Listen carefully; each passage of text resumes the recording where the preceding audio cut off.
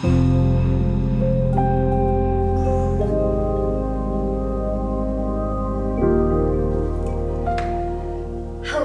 and thank you for joining me in week 2 of the 21-day reset retreat.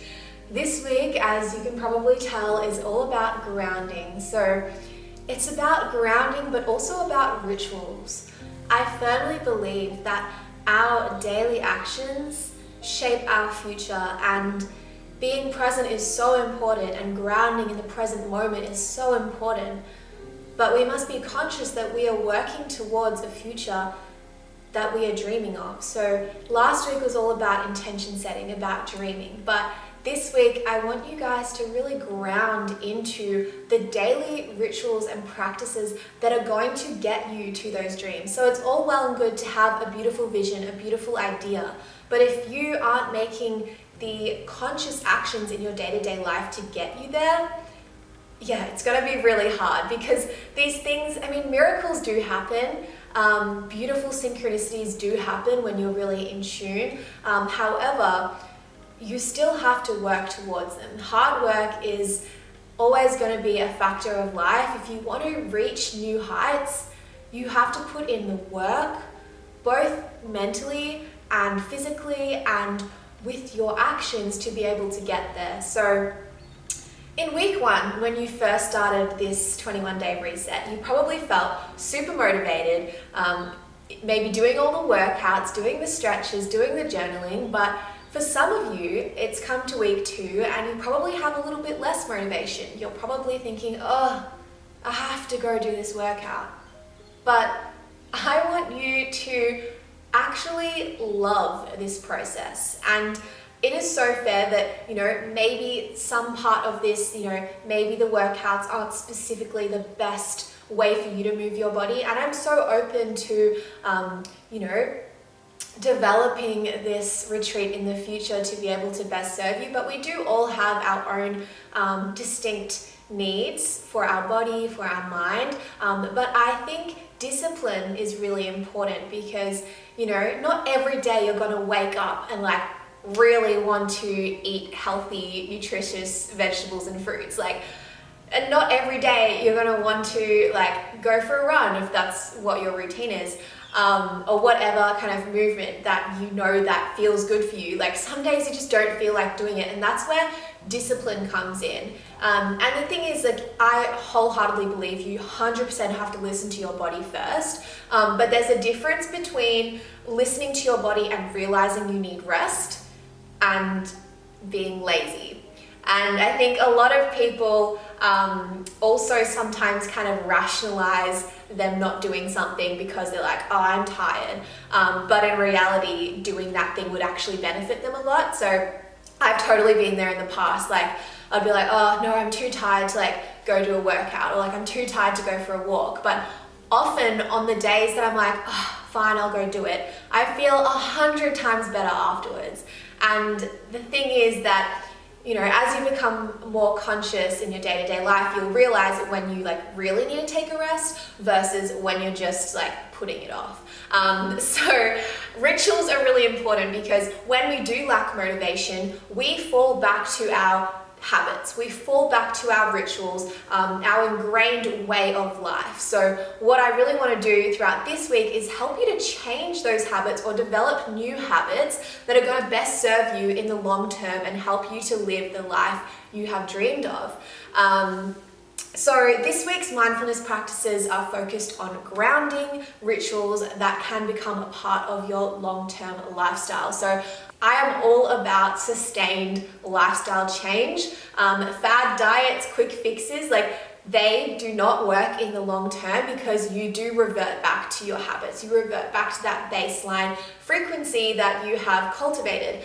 So what I really want to help you guys to do is to create some new habits that are going to best serve you in the long term. So the first journaling activity for today is actually very simple. It's called a less more list. So you get out your journal, 2 blank pages. On one side, write the things that you want to do less of, and then on the other side, write some things that you want to do more of. So I'll put a quick little demo up on the screen, but yeah, basically you just want to put some maybe bad habits that you know you want to get rid of on the less side, and then on the more side, write things that you want to become part of your daily life. Like maybe you want to read more, maybe you want to start meditating every day, maybe you want to journal every morning. Like whatever it is, doesn't have to be one of those three, it can be anything, but put that on your more side, and then on the less side, list some things that you want to stop doing. So I don't have all the time to be able to go in depth into how to break bad habits.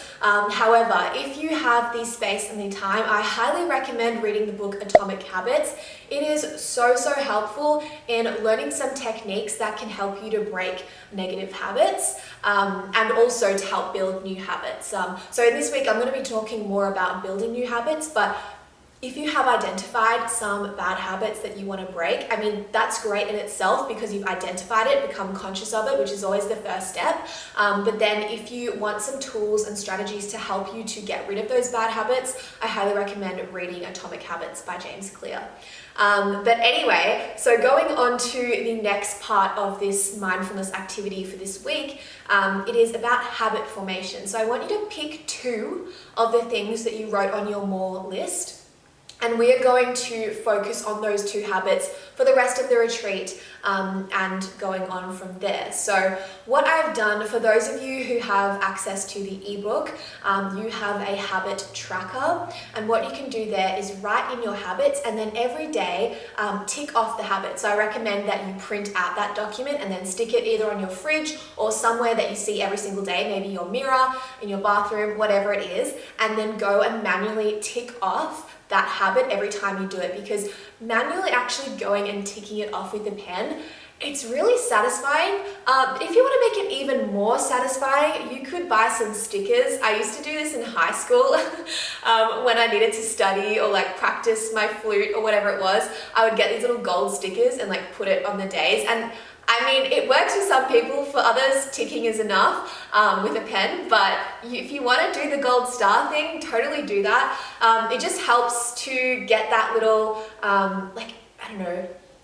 dopamine hit, like serotonin hit when you tick that thing off, and then you feel good because you can see progress. You can see maybe you did this habit like 5 days in a row now and you don't want to break the streak that you've got, and so it helps give you just that little bit of extra motivation, which can be really beneficial when you're wanting to try and make a new habit stick. But if you don't have access to the ebook, you could, write out your own one, like on a piece of paper, like write the habit and then write the days and then tick them off.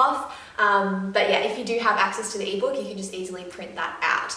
So back to our habits. I kind of raced ahead of myself, but with the habits that you choose, initially in your less more list, it's probably going to be very broad. So it's going to be something like meditate more or read a book, which that's not really a habit, that's something that you want to achieve. So instead, we've got to make this into a simple, actionable, achievable habit that you can do every day. Because if you do something every day, it's really going to become ingrained into your daily routine, into your sense of self and your identity. So yeah, it's really important to make it simple. So that's the first step. Make it simple and achievable. So let's take an example of reading a book. So if you want to start reading more, just saying read more as your habit is not going to work. So instead, we've got to make it simple and achievable. So let's say I'm going to read 1 page of my book every day. That is a simple and achievable habit that you can now install into your routine.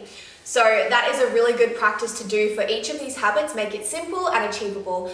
Something like reading, a lot of people say, I want to read for 30 minutes every night. And it's just not really achievable, especially if you've never really read much before. Even if you have read a lot in the past and you've been out of that routine, just start small. Start with 1 page or 1 minute or just something really achievable that you know you can do, and then feel good about ticking it off. And often, once we actually get started, we end up doing a lot more.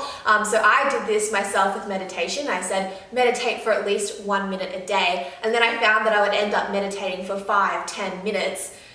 Even though I only set out to do 1 minute a day. So it is very effective, and I highly recommend you just make it simple, make it achievable. It will really help. The next step is to pair your habit with an established habit.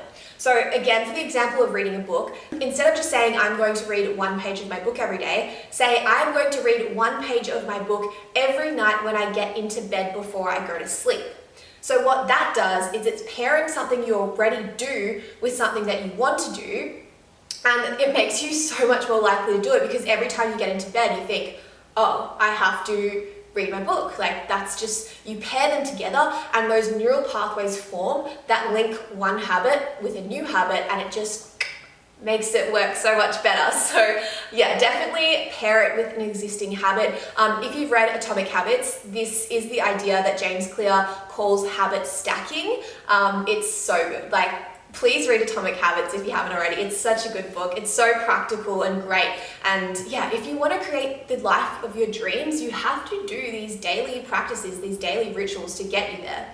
And then the last step with your habits that is going to, again, help it to really stick is make it obvious. So with the reading example, put your book on top of your pillow every morning after you make your bed, so that when you get into bed at night, you physically have to pick up the book to be able to go to sleep.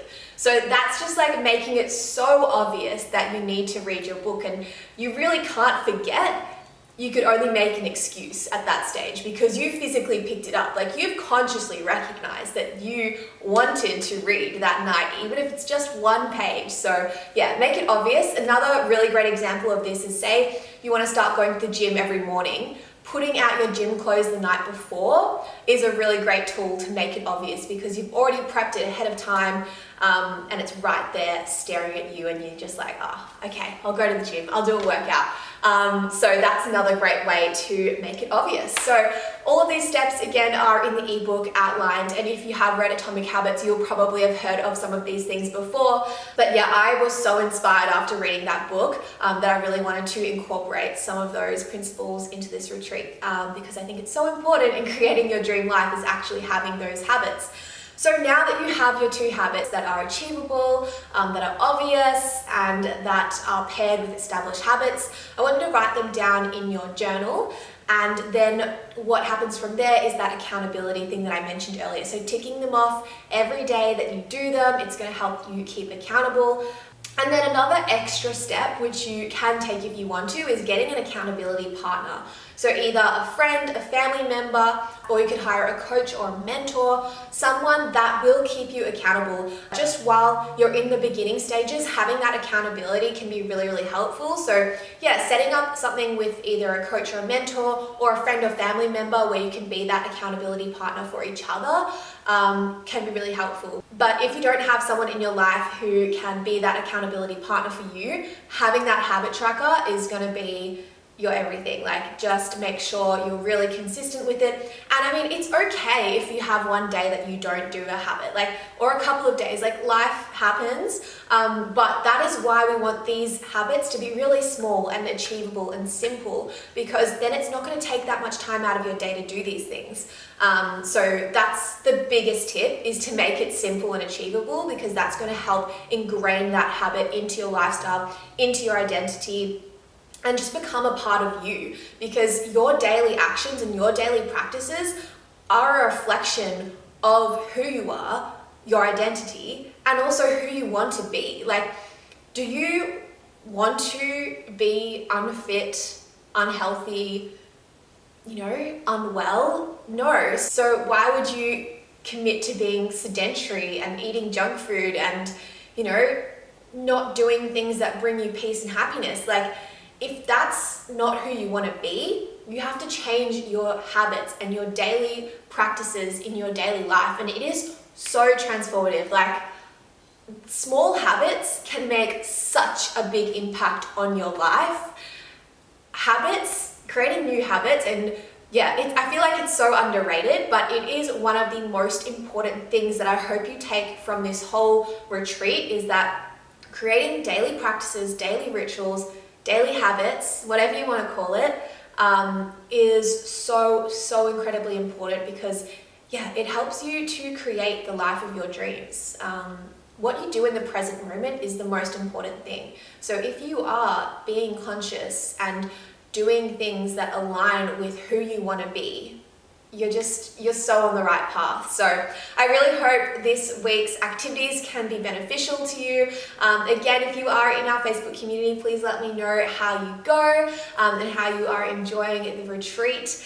I really urge you guys as well to listen to the guided meditation for this week. So if you have access to the ebook, you will have the full-length guided meditation there. This one is really helpful for grounding yourself in the present moment and building that consciousness and that awareness. So I really recommend that you listen to that at least once this week, but if you can listen to it a few times or even every day, that would really help ground these codes and these ideas into your consciousness, into your subconsciousness, and yeah, really help you along this journey. So yeah, please listen to that. Also, if you are just here on YouTube, I do have a short 3-minute guided meditation at the end of our stretching session this week. So you can tune into that. And yeah, I really do think meditation is such a transformative, beautiful practice, and guided meditation is like the easy way, well, not the easy way, but like